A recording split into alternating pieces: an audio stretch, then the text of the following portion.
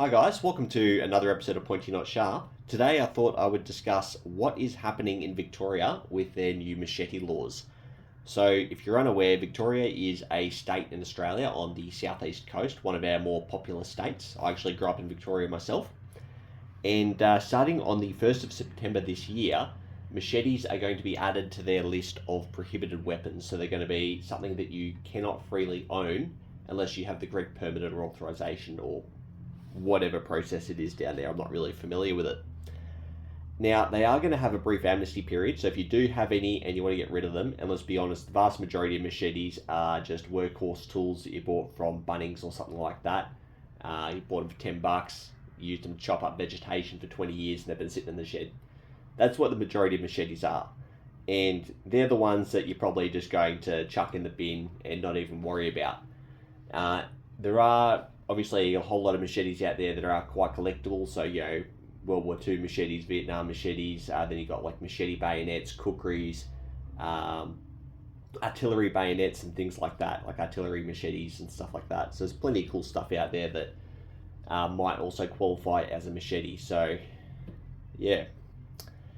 Why is this happening? So, a lot of you in the States would be aware that we have some pretty stringent firearms laws here, which mean that it's quite difficult for people to get a firearm without getting a license or going through the correct channels.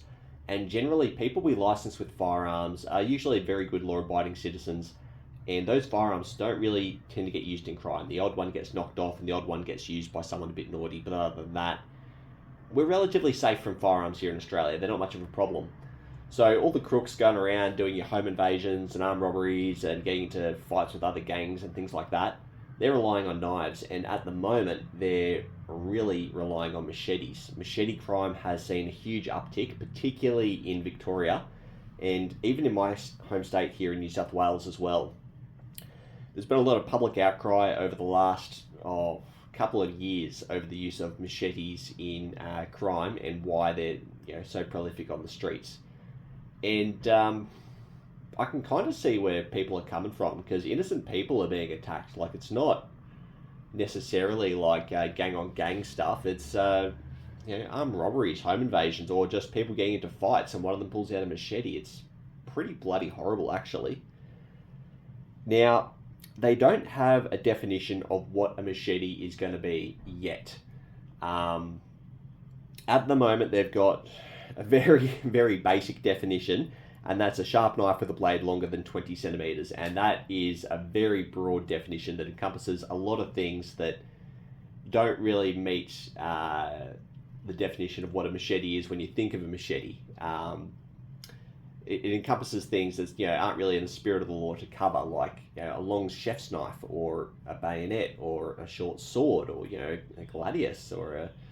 You can't have swords in Victoria anyway, I should point out. They've got some pretty stringent laws down there. Sucks to be them.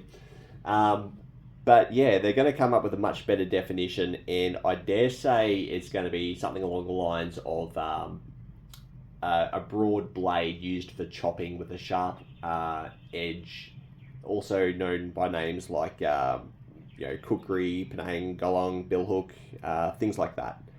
So I imagine it's going to be pretty well thought out. They've got a lot of time to put it in place. But generally, legislation, when they write it, it's deliberately vague.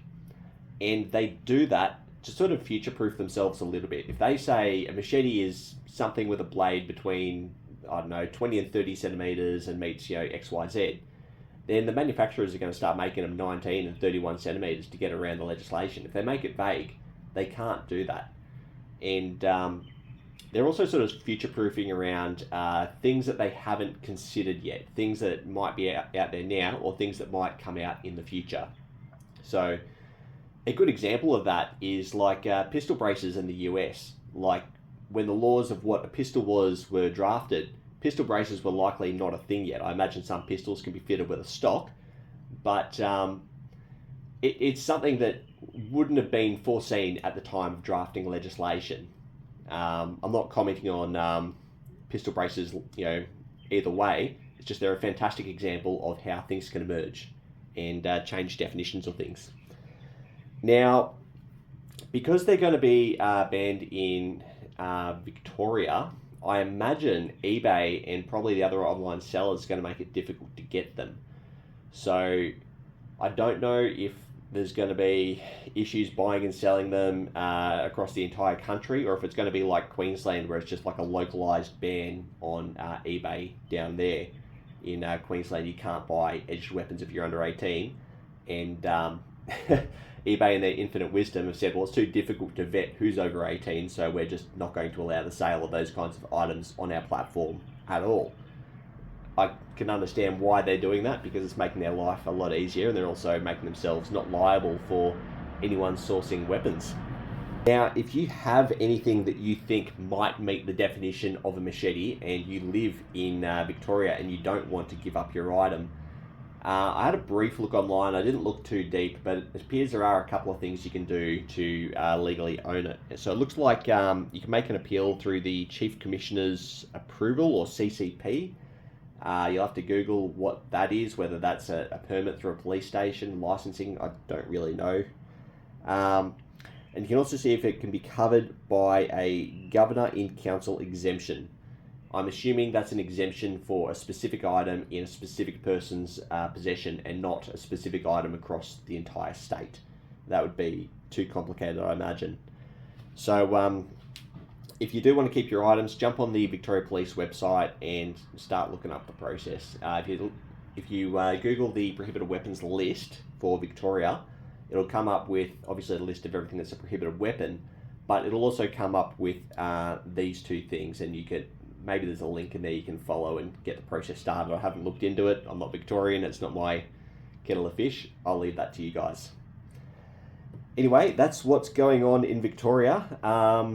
Hopefully they come out with a good definition of what a machete actually is soon, and guys can start future-proofing and getting rid of things that, or moving things on to other states that they don't, or can't be bothered putting permits in to keep, and get rid of the other junk as well.